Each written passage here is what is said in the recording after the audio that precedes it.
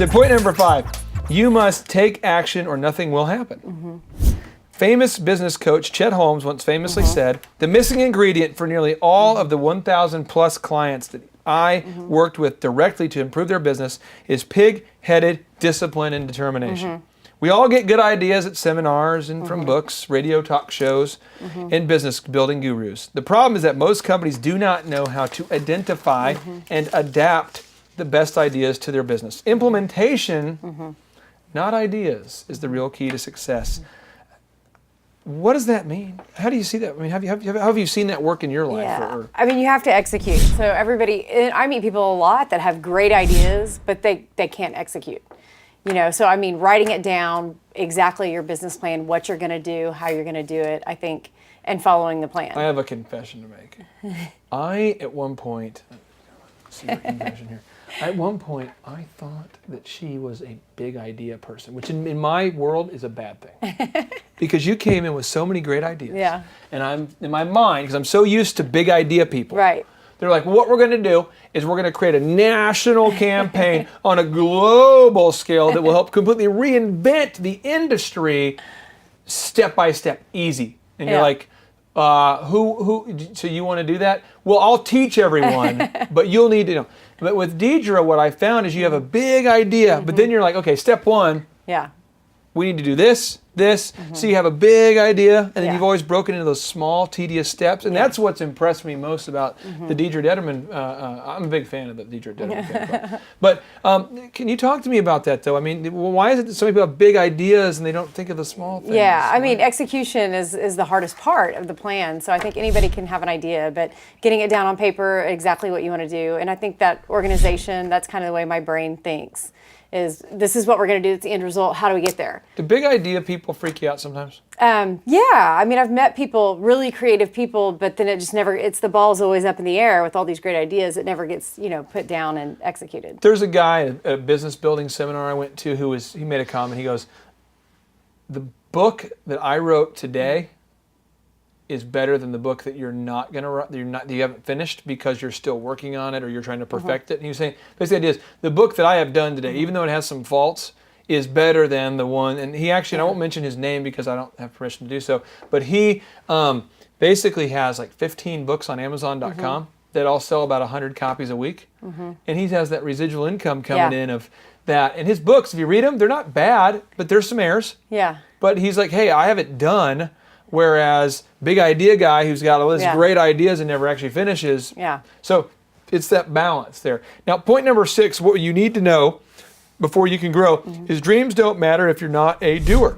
Kind of piggybacking on the last one a little bit, but it says Thomas Edison once famously wrote, Thomas Edison, if you guys don't know, he invented the light bulb. He invented recorded audio and recorded video. Really, Thrive would not be possible without my main man, Thomas Edison. Yeah. He says, vision without execution is hallucination. Hallucination.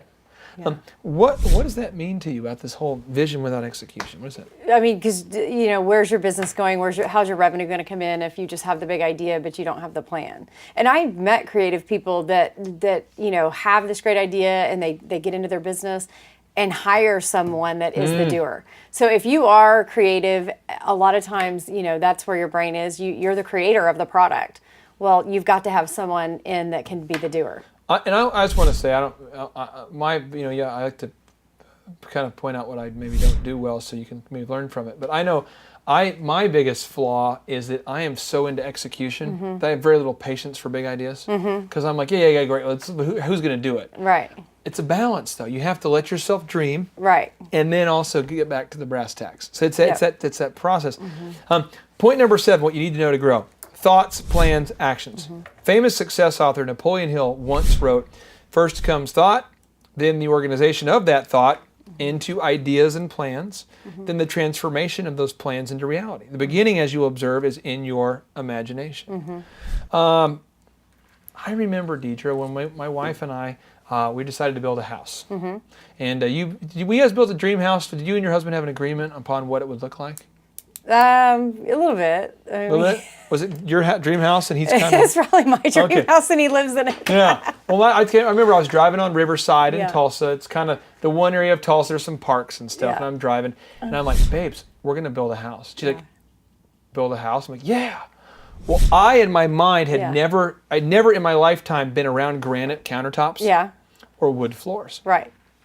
I'd seen some linoleum. Who can relate to that? I've seen some linoleum. Oh, yeah. I had seen some Formica. I had seen some imitation laminate wood flooring. And so she said, well, I'll let you choose the builder and then I'll choose the design. So I found these builders that would build you a lot of house for the dollar. Yeah. Like as much house, not necessarily awesome house, but as much house. Yeah. I was thinking like the quantity. Yeah. So my wife meets with the first builder and she's like, second builder, and then she's like, honey, I think I want to have, I remember this vividly, I just want to put in wood floors. And I'm like, wood floors? Why would you want wood floors? I mean, don't they creak? And she's like, that's kind of the romance of them. They're wood. I'm like, no one puts wood floors in their house. That's stupid. What if you spill? And she's like, honey, there are lots of people with wood floors. I'm like, who are these people? No, nobody. And then I find out there's a ton of people in the world with wood floors and granite countertops. It's like this whole epiphany. Yeah. So I think right now as you're watching this, if you are having a hard time with your imagination, I think sometimes you need to change your destination of where you go. Maybe you need to go on a trip. What do you need? Maybe you need to read some new books. Is there anything you do to stimulate your imagination when you get in a rut?